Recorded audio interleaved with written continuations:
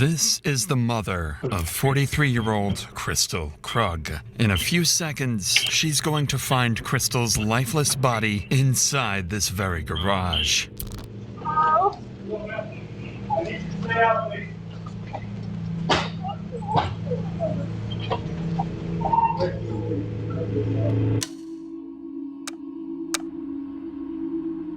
And this is Daniel Krug, the man who killed her. He's heading in for another normal workday, just minutes after leaving his wife's lifeless body hidden in the garage of their own home.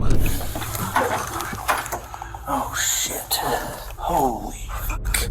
For the last 4 months, this man has been engineering the most calculated homicide plot Colorado has ever seen, creating fake identities, manipulating Crystal's children, and setting up the perfect scapegoat to take the blame. He believes his plan is bulletproof, that police will spend weeks chasing a ghost and eventually arrest someone else for the murder he committed. And despite nearly perfect detective work, his plan works exactly the way he intended. My husband said there was a dude who's been stalking her and threatened to kidnap her. Oh my God, this can't be true.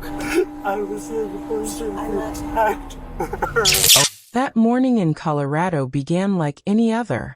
Neighbors brewed coffee, kids waited for school buses, and the world spun quietly, unaware that inside one suburban home lay the beginning of a crime so calculated it would be remembered for years.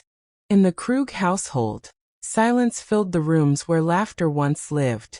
And in the garage, the still body of 43-year-old Crystal Krug, a mother, a daughter, a woman who never imagined her final moments would come at the hands of the man she once trusted with her life. Daniel Krug stepped out of the house calmly, keys in hand, the crisp morning air brushing his face. To anyone watching, he was just another husband heading to work. But beneath that calm mask sat a mind convinced it had outsmarted everyone. He had rehearsed this moment, studied every possible scenario. He believed he was smarter than the detectives, smarter than the system, smarter than anyone who would dare suspect him. He even created a phantom threat, a stalker that never existed, to throw investigation into chaos. And in those early hours, Daniel was certain he would walk free forever. But while he drove away, Crystal's mother approached the house. She expected to knock, maybe share breakfast, maybe laugh about something small. Instead, she walked into a silence so heavy it froze her heart before her eyes even found the truth. And when she opened the garage door, just seconds later, her world shattered. A scream cut through the street. Raw, terrified, unforgettable. Before we go deeper into how this case unfolded, take a moment to support this channel. Stories like this require time, research, and dedication to bring every hidden detail to light. If you want more real crime stories, darker, deeper, uncovered, make sure you subscribe, like, and share this video to keep Grave Secret growing. Because this story is only just beginning. And the man who believed he committed the perfect crime was already leaving his first mistake behind. Within minutes, Crystal's home transitioned from a quiet crime scene to a storm of flashing lights, officers moving with urgency, and neighbors stepping outside in disbelief. Police arrived expecting a medical emergency, not a homicide. But when detectives examined the scene, one detail stood out immediately. Nothing was stolen, no sign of forced entry, no overturned furniture or frantic struggle. Whoever did this knew the house, knew Crystal, had been close enough to silence her without alerting the world outside. Detectives moved methodically, questioning neighbors, mapping timelines, reconstructing the final 24 hours of Crystal's life. And strangely, one name barely entered the early conversation: Daniel. Her husband. The man who should have been the first person examined. Why? Because he made sure of it. Hours after committing the crime, Daniel Krug returned home and played the role he rehearsed. Grieving husband, helpless witness, confused and broken. He cried at the right moments, shook his head with practiced disbelief, and repeatedly mentioned the stalker, the mysterious figure he claimed had been watching their home in recent weeks. Daniel carefully planted the idea that Crystal had been followed, hunted, chosen. And at first, police listened. In the early investigation, Daniel looked less like a suspect and more like a victim of the unknown. But real detectives know. Killers often try to guide the narrative. And the more Daniel talked, the more holes formed in his story. His timeline shifted. His emotions wavered. He explained too much too quickly. It was as if he wanted to write the script for everyone else. If you're following this unfolding darkness and want more true crime breakdowns like this, take a second, pause, like, and subscribe to Grave Secret. Your support helps us uncover more hidden stories, more chilling truths, more secrets buried beneath ordinary lives. Investigators began noticing what Daniel overlooked. His alibi felt rehearsed, his fear selective, his grief hollow. And although he thought he was leading detectives down a winding trail of shadows, every carefully placed clue only pointed back to him. He wanted to be invisible, but his genius was cracking. The chase for Colorado's smartest killer had officially begun. Investigators quietly shifted their focus. Without alerting Daniel, they began digging into his movements, his finances, his marriage. Crystal's friends painted a different picture than the grieving husband presented to the world. Arguments. Silence. A marriage cracking beneath pressure. No one fully understood. One friend said Crystal was planning something. Separation, distance, freedom. A detail Daniel never mentioned. A detail that could destroy him.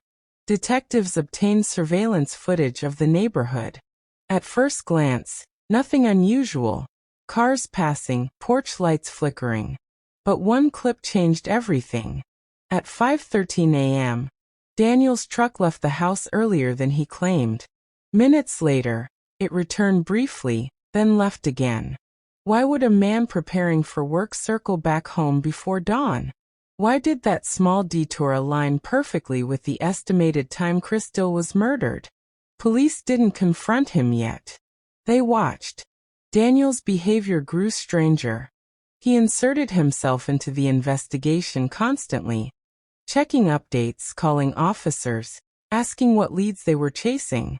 A guilty man doesn't hide in the shadows. He hides in plain sight, performing innocence. And detectives recognized it. When they asked him to recount the morning again, his story shifted by seconds, then minutes. He couldn't keep the script straight. He spoke of the stalker again, but when pressed for details, his voice trembled.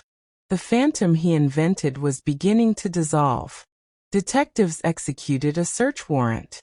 Inside the garage where Crystal was found, forensic teams uncovered traces Daniel hoped would vanish. Microscopic evidence, disturbed dust patterns, fibers matching clothing he had worn earlier. The house was no longer a home. It was testimony. If this story grips you and you want to see how justice corners even the most confident killers, pause for a moment, subscribe, like, and share this episode from Grave Secret. Stories like this remind us, evil hides behind ordinary doors. Daniel Krug still believed he was untouchable. To him, police were walking blind, chasing ghosts he created. He had no idea investigators were tightening a silent rope around his neck, inch by inch, detail by detail. And soon, that rope would pull tight. As days turned into weeks, detectives prepared their strike. They weren't just building a case. They were constructing a trap, brick by brick. And Daniel, confident in his own intelligence, walked straight into it. They called him back to the station for what seemed like a routine follow-up interview. He didn't hesitate. Why would he? He believed he was the smartest man in the room. Inside that interrogation room, the temperature felt colder than the Colorado air outside. Detectives spoke calmly, gently, letting Daniel relax, offering space for his lies to breathe. They asked about his marriage again. His answers slipped. He claimed he left home at 6 a.m., but surveillance showed otherwise. They asked why there were no messages on his phone that morning. A digital silence suggesting he was busy with something darker than breakfast. Then the detectives dropped the first bomb. They presented the footage. Daniel's face stiffened, his pulse visible beneath his neck. He tried to speak, but his throat tightened. The room felt smaller. Officers asked why his truck returned just minutes after he claimed to have left the neighborhood. He stuttered. He adjusted his story again. But truth has a way of cracking falsehoods like thin glass. There was more. They revealed phone records placing him inside the house at the exact window of Crystal's death. Forensic analysis found traces of her blood beneath a shelf he attempted to wipe clean. A piece too small to notice, but too loud to ignore. Daniel could feel control slipping from his hands. His perfect plan, the phantom stalker, the staged concern, all of it collapsing under evidence he never imagined they'd uncover. The smartest killer, suddenly, wasn't as smart as he thought. If you're still here, drawn deeper into this unraveling, don't forget to subscribe, like, and share this grave secret story. Your support helps us bring more true crime cases like this. Cases where justice whispers before it screams. Detectives leaned in, eyes steady, voices calm. And then came the words no murderer wants to hear. We know you were there, Daniel. We know what you did. And just like that, the mask began to fall. The room fell silent, thick with tension. Daniel sat frozen, hands clasped so tight his knuckles whitened. For the first time since Crystal's death, he looked like a man afraid.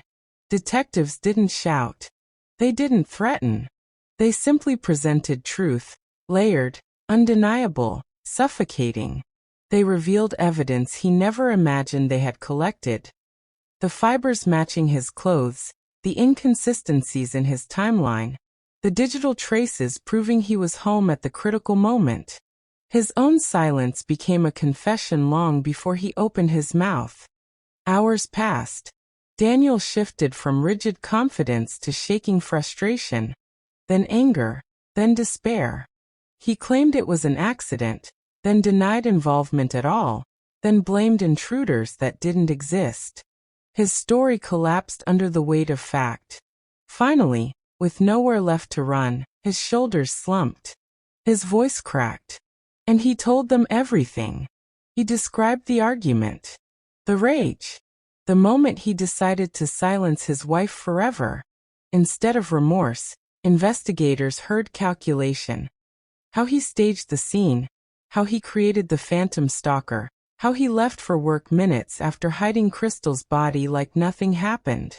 He believed he was too intelligent to be caught. But intelligence fails when ego blinds judgment. His confession sealed his fate.